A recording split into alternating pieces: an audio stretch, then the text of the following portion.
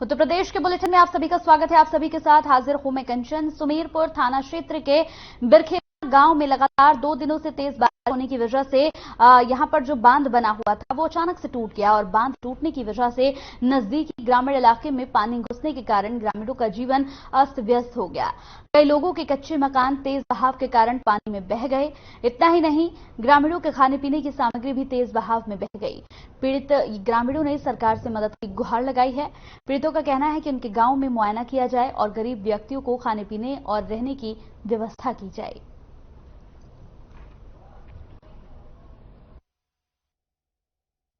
ये भैया आने आज बारिश 2 दिन से हो रही। ऊपर हार एक बंधा था, बहुत भयानक बंधा, बहुत दूर दूर का पानी वहां से आता। वो बंधा अनायास फूट गया। उसके फूट जाने में एकदम जलमग्न हो गया है, मतलब पूरे मोहल्ला इस पड़ोस में जो है तो सारे मकानों में जल अंदर घुस गया। इतनी भयंकर बारिश, इतना भयंकर जल आ गया है कि सारे मकान, सारा पड़ोस जो है सब अपने आप पट हो गया। तो कन्नौज में पुलिस को कामयाबी मिली। एक सटोरिया सहित 5 अवैध शराब कारोबारियों को धर दबोचा गया। पकड़े गए सटोरियों के पास से खाईबाड़ी करते हुए नंबरों की पर्चियां बरामद की गई हैं। यहां पर ठठिया थाना पुलिस ने अलग अलग गांवों से अवैध शराब बेचने वाले 4 लोगों को पकड़ लिया है। गुरसाहिबगंज पुलिस ने एक शराब कारोबारी और साथ ही एक सट्टा कराने वाले एजेंट को भी पकड़ा है। एसपी कुंवर अनुपम सिंह ने कहा कि अभियान अंकुश के तहत कार्रवाई लगातार की जा रही है।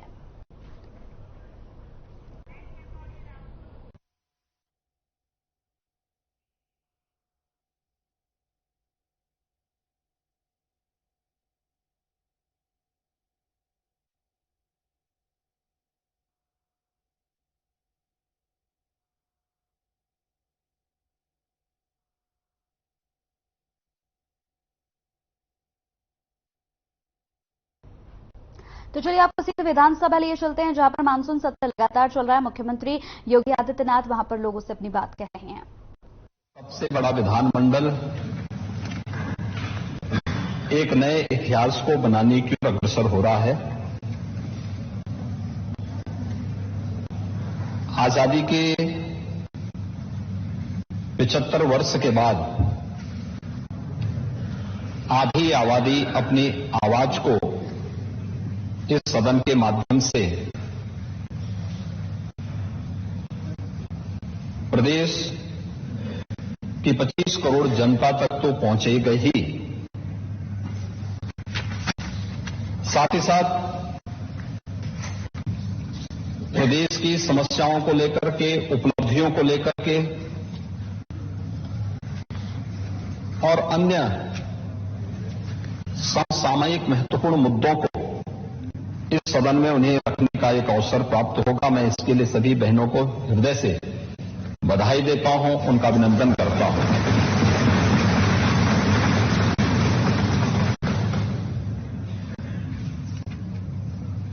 वास्तव में यह कार्य बहुत पहले होना चाहिए था और इसलिए होना चाहिए था। आज का पूरा दिन आपने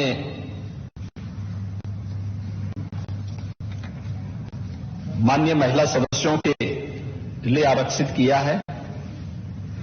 ये सभी अपनी बात को यहां पर रखेंगे भी, लेकिन शुरुआत में केवल एक प्रारंभिक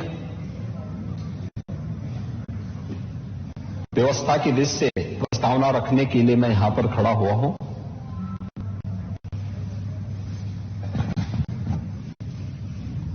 मुझे महर्षि वेदव्यास की पंक्तियां याद आती हैं, जो उन्होंने नारी शक्ति के बारे में कहा है, खासतौर पर मातृशक्ति के बारे में, कि नास्ति मातृ समा छाया, नास्ति मातृ समा गति, नास्ति मातृ समम त्राण, नास्ति मातृ समा प्रिया।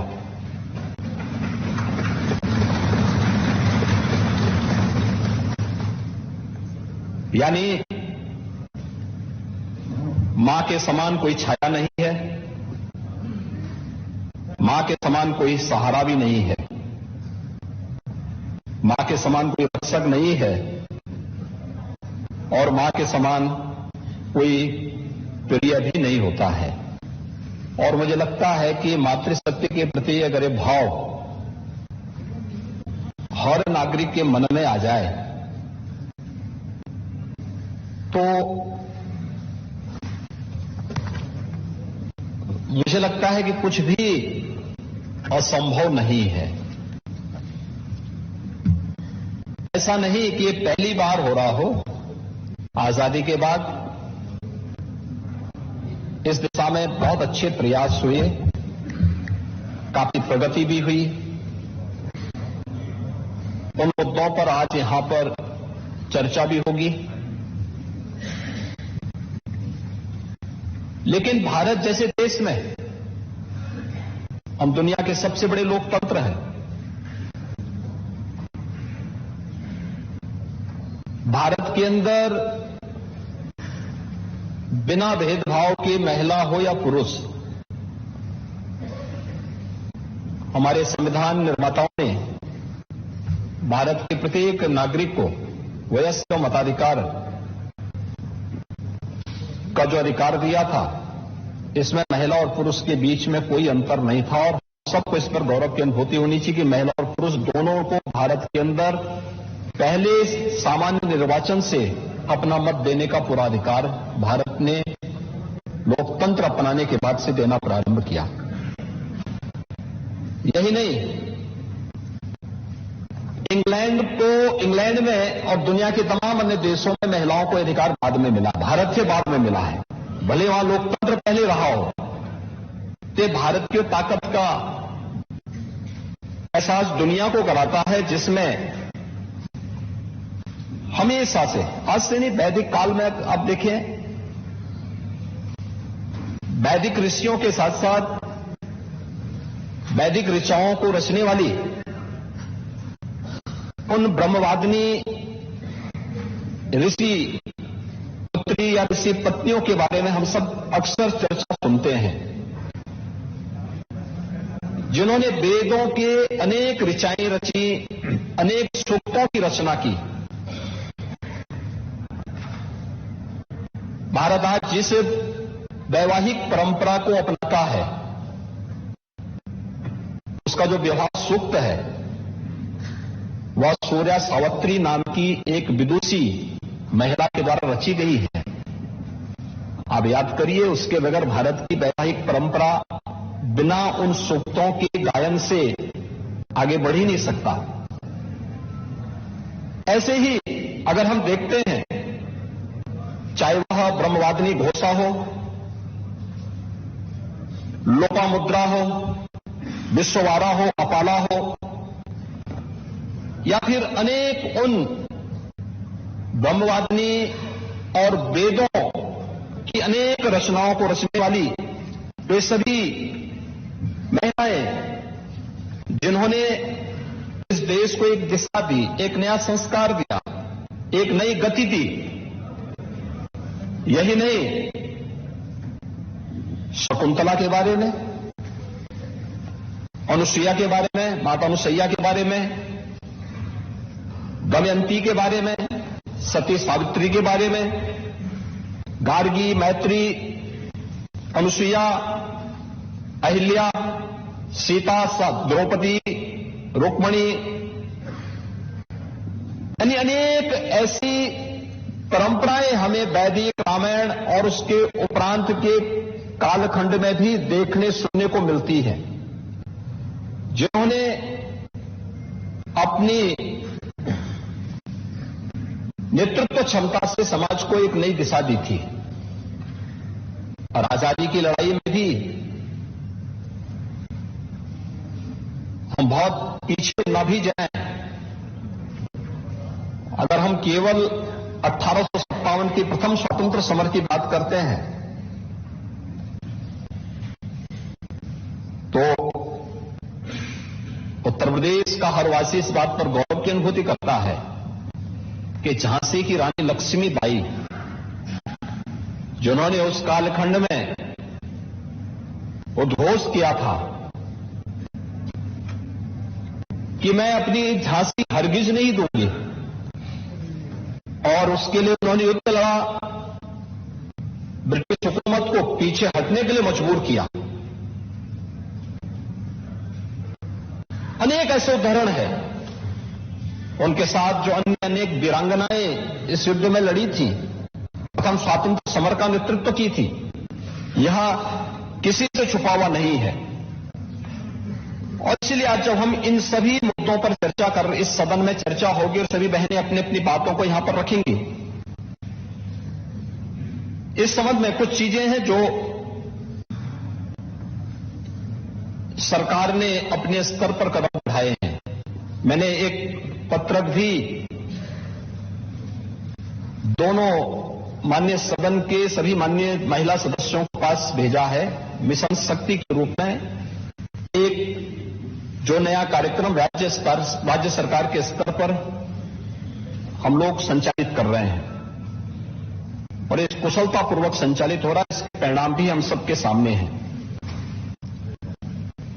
कि केंद्र और राज्य सरकार के द्वारा महिला सशक्तिकरण के लिए, महिला सुरक्षा, महिला सम्मान और महिला स्वावलंबन, इनसे संबंधित जो मुद्दे हैं उन पर क्या क्या कदम उठाए गए हैं,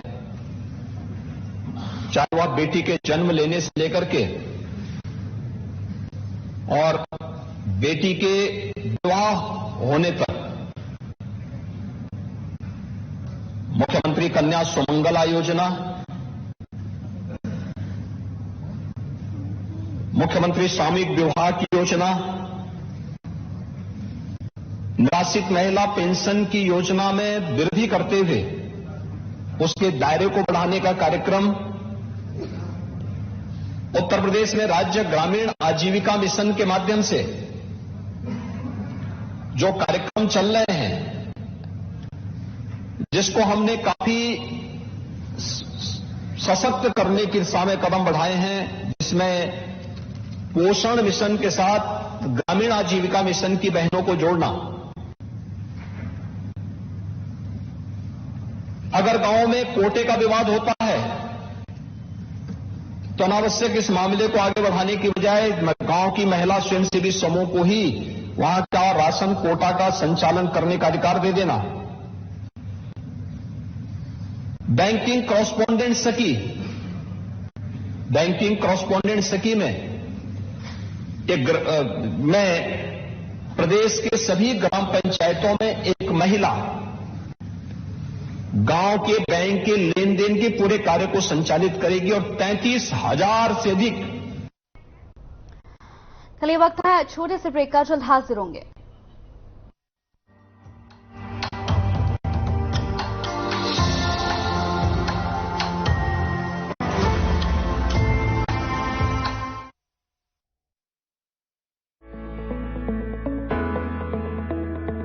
अगर आप पत्रकारिता के क्षेत्र में करियर बनाना चाहते हैं तो हम सिखाएंगे आपको इलेक्ट्रॉनिक मीडिया के हर गुण। जल्दी करें, साधना एकेडमी फॉर मीडिया स्टडीज में एडमिशन शुरू हो चुके हैं, सिर्फ कुछ ही सीटें बची हैं, तो देर बिल्कुल न कीजिए। हमारा कॉन्टैक्ट नंबर है 9999131700, 9999131800, या फिर आप हमारी वेबसाइट www.sadhnamedia.com पर विजिट कर सकते हैं। आप हमें noida.sams@gmail.com पर ईमेल भी कर सकते हैं। 100% जॉब प्लेसमेंट की गारंटी। आज ही संपर्क करें। पंजाब है जसप्रीत का ठिकाना, मुंबई है आदर्श का आशियाना, केरल का गोविंदन निवासी, कोलकाता में जन्मे है काशी। हर हिंदुस्तानी की शान, ARB बियरिंग जोड़े सारा हिंदुस्तान। अरे रंगों का उमंगों का, अरे रंगों का उमंगों का जज्बा का रुकता है, मन साफ है तेरा अंदर तो बाहर दिखता है। हर रिश्ते का एहसास रखते हैं, हर घर में अपनी पहचान खास रखते हैं। हम निर्मा एडवांस हैं, मन की तरह कपड़े भी साफ रखते हैं। निर्मा एडवांस। कहते हैं laughter is the best medicine, तो हंसो और हंसाओ था इनका फंडा, जिन्होंने अपने हंसी मजाक से लाइफ के दुखों का किया हर रोग दफा। ऐसे कॉमेडी किंग राजू श्रीवास्तव को पेट सफा की ओर से भावपूर्ण श्रद्धांजलि। Hey mom, hey, look, I can download a song really fast. I can make dosas faster. Must be joking. Bus, 3 easy steps. Mix with water, spread batter, fry. Download हुआ? नहीं, पर तब तक मैं इडली बनाती हूँ। हमने बनाया किड्स से। पंजाब है जसप्रीत का ठिकाना, मुंबई है आदर्श का आशियाना, केरल का गोविंदन निवासी, कोलकाता में जन्मे है काशी। हर हिंदुस्तानी की शान ARB बियरिंग जोड़े सारा हिंदुस्तान। अगर आप पत्रकारिता के क्षेत्र में करियर बनाना चाहते हैं तो हम सिखाएंगे आपको इलेक्ट्रॉनिक मीडिया के हर गुण। जल्दी करें, साधना एकेडमी फॉर मीडिया स्टडीज में एडमिशन शुरू हो चुके हैं। सिर्फ कुछ ही सीटें बची हैं, तो देर बिल्कुल न कीजिए। हमारा कॉन्टैक्ट नंबर है 9999131700, 9999131800, या फिर आप हमारी वेबसाइट www.sadhnamedia.com पर विजिट कर सकते हैं। आप हमें noida.sams@gmail.com पर ईमेल भी कर सकते हैं। 100% जॉब प्लेसमेंट की गारंटी। आज ही संपर्क करें।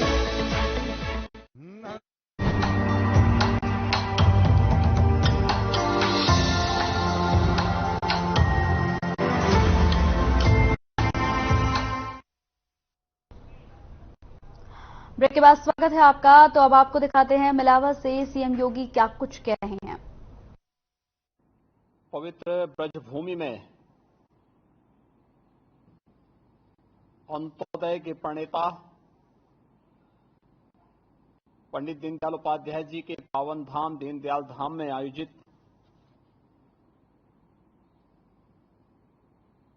किसान मेला एवं ग्राम्य विकास प्रदर्शनी कार्यक्रम में उपस्थित प्रदेश सरकार में मेरे वरिष्ठ सहयोगी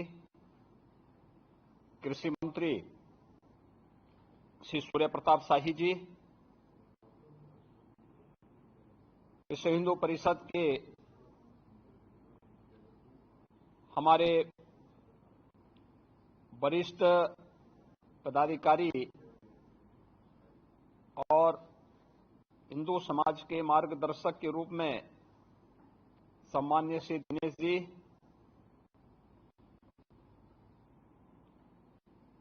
राष्ट्रीय स्वयंसेवक संघ के क्षेत्र प्रचारक मान्य श्री महेंद्र जी, मान्य डॉक्टर हरीश जी,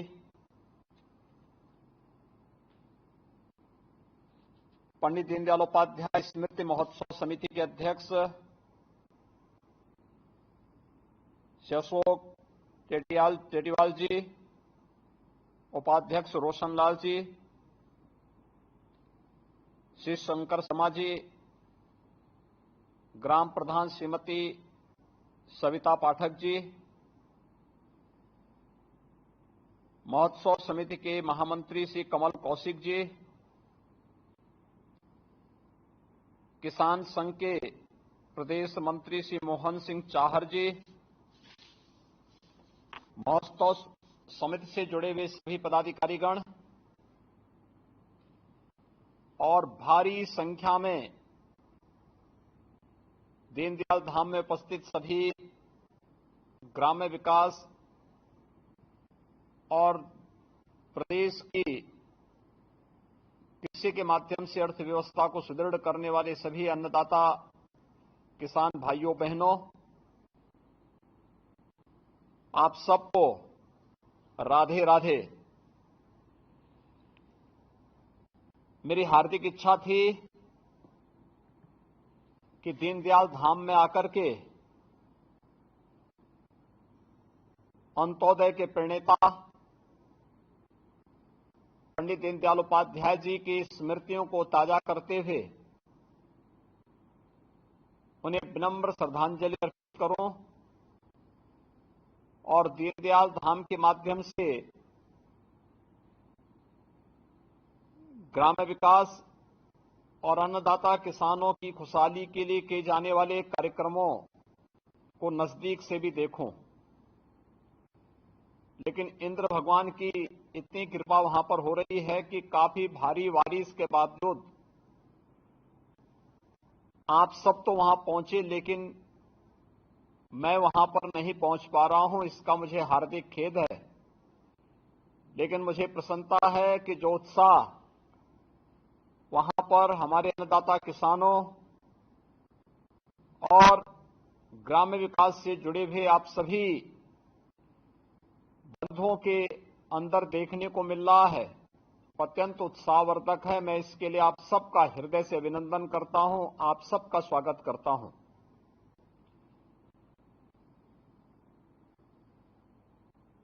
मेरे लिए अतिरिक्त प्रसन्नता का विषय है कि विगत 50 वर्षों से दीनदयाल धाम में यह कार्यक्रम चल रहा है और 50 वर्षों से ग्राम्य विकास को लेकर, खेती किसानी को लेकर, अन्नदाता किसानों की खुशहाली को लेकर के जो कुछ भी कार्य दीनदयाल धाम में आयोजित हुआ है, आज उसका देश के लिए एक नई प्रेरणा बना है। हम सब जानते हैं भारत की जो अर्थव्यवस्था वह ग्राम आधारित अर्थव्यवस्था है और यही कारण है कि जब देश आजादी की लड़ाई लड़ रहा था तब राष्ट्रपिता महात्मा गांधी ने भारत की स्वाधीनता के लिए जो मंत्र दिए थे उनमें स्वदेशी और ग्राम स्वराज के माध्यम से स्वावलंबन के मार्ग को अनुसरण करने की भी एक प्रेरणा दी थी। ग्राम स्वराज की परिकल्पना ग्राम्य विकास के माध्यम से ही हो सकती है और भारत की कृषि अर्थव्यवस्था को आगे बढ़ाना है।